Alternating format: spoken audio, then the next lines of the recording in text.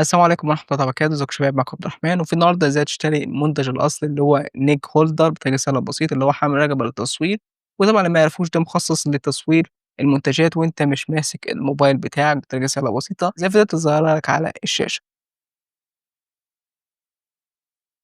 النهارده ازاي تعرف المنتج الأصلي من التجليد، وكمان ده مخصص لتصوير زي كده، تقدر تصور منتجات من غير ما تمسك الجوال بتاعك وبطريقة سهلة وبسيطة، وبس كده نروح للشرح. طبعًا المنتج ده خاص بعلامة تجارية تيليسين خاصة بأعمال التصوير، هنعمل unbox ونشوف المنتج أصلي والّا لأ. طبعًا بنفتح العلبة بيبقى في ضهر العلبة في باركود بالشكل ده، بنمسح الباركود عن طريق أي برنامج قارئ الباركود، بس قبل ما نمسح الباركود بيبقى في يعني الباركود مش باين كامل، فبيبقى في جزء مخفي فبنعمل له خدش، وبعد كده بنجيب الموبايل ونمسح الباركود، بعد كده ندوس على كلمة فتح الموقع، يحولنا لصفحة الشركة المصنعة للمنتج. هيظهر لك رقم اتأكد إن الرقم ده هو نفس الرقم موجود على تحت الباركود، بعد كده بنعمل فحص نتأكد المنتج أصلي والّا لأ. هنا بيقول لك إن ظهر المنتج أصلي، هنعمل ترجمة للصفحة وأدي مكتوب لك إن تم التحقق بنجاح إن المنتج أصلي، لو مش أصلي هيبقى مكتوب لك منتج مزيف. طبعًا ده مخصص للتصوير وكمان بيبقى استخدامات كتيرة، أو حبيبي بالشكل ده. طبعًا بيبقى بييجي بMagSafe يعني اللي هو الموبايل اللي بيدعم الMagSafe.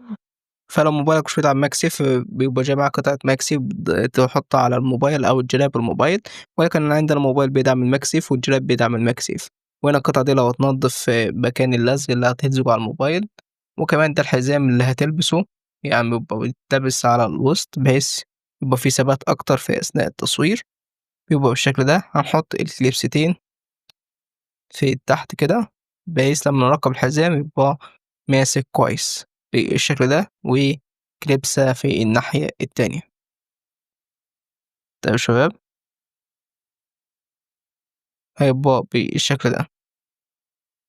طبعا ليه استخدامات كتيرة وأهمهم اللي هو أنت بتعرض المنتجات من غير ما تمسك المنتج، وأدي الحزام طبعا في تطويلة، وأدي الجراب بتاعنا بيدعم ماكسيف. لو الجراب بتاعك مش بيدعم أو الموبايل مش بيدعم ماكسيف بتحوش قطعة اللزق دي وتحطها على الجراب أو الموبايل عشان يدعم الماكسيف.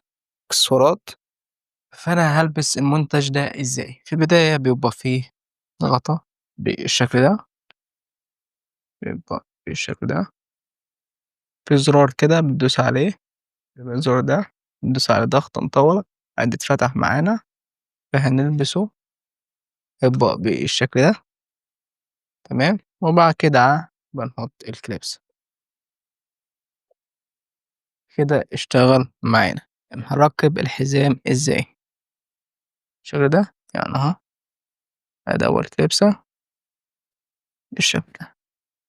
بعد كده طبعا في تطويلة للجسم، أنا أوسع أو أضيق بالشكل ده، أقدر أوسع بحيث يعني أقيس على الضهر كده، فهلفه بالشكل ده، وبعد كده أجيب الكليبسة وأركبها كده عشان ما يتحرك معانا. تمام، أملي الماكسيف تمام فيبقى بالشكل ده. فيديوهات عادي مفيش أي مشاكل، يبقى بالشكل ده. أقدر ألفه كده برضك وأصور